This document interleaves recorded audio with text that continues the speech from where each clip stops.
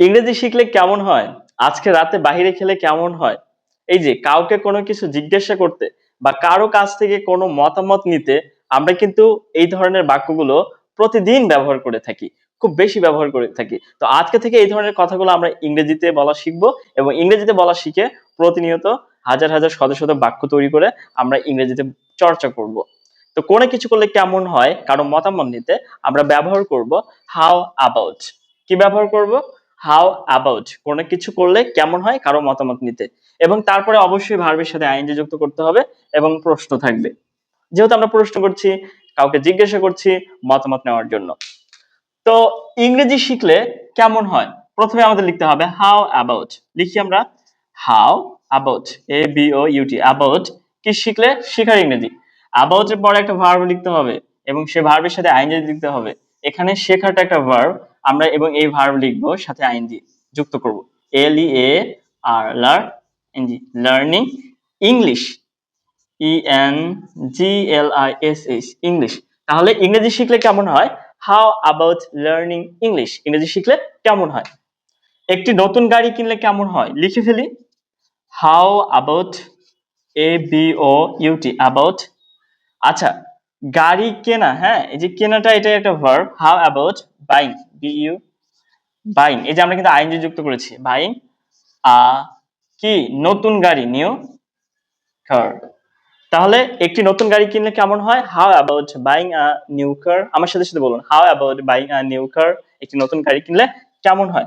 আজ রাতে বাহিরে খেলে কেমন হয়? আমরা আমরা বন্ধুকে বা আমরা যে কাউকে জিজ্ঞাসা করতে পারি, আমরা এবং জিজ্ঞাসা করিও যে আজ রাতে বাহিরে খেলে কেমন হয়, আজ রাতে তেহেরি খেলে কেমন হয়, হ্যাঁ আজ রাতে কাচ্চি বিরিয়ানি খেলে কেমন হয়। এই ধরনের কথাবার্তা কিন্তু আমরা বলে থাকি। এগুলো আপনারা ইংরেজিতে বলবেন। লিখে ফেলি আমরা how about, ABOUT how about খাওয়ার ইংরেজি কি? ইট, EATING eating. How about eating, এই যে ভার্বের সাথে আমরা আইএনজি যুক্ত করেছি কোথায় বলেন তো? বাহিরে, OUT আউট। আজ রাতের ইংরেজি কি?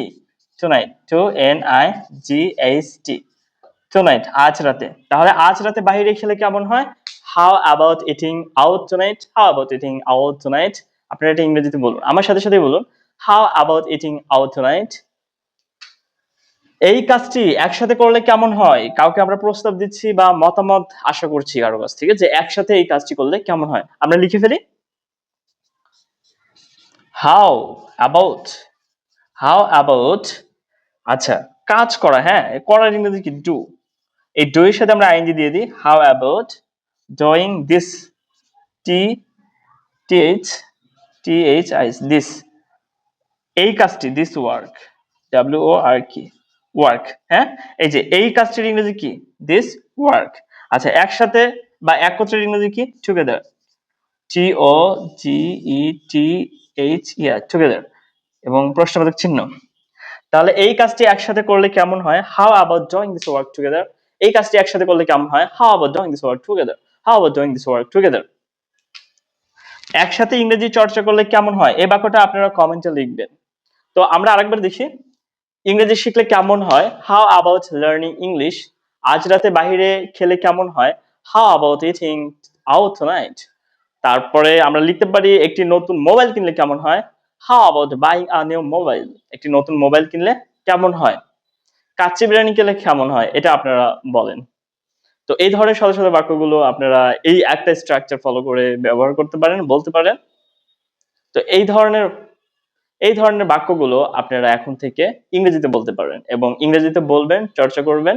এবং ইংরেজি চর্চা করার জন্য আমাদের পেজের সাথেই থাকুন, পেজটি ফলো দিবেন এবং ইউটিউব থেকে দেখে থাকলে ইউটিউবে সাবস্ক্রাইব করবেন এবং আমাদের সাথে ইংরেজি চর্চা করবেন। ভালো থাকবেন। আসসালামু আলাইকুম।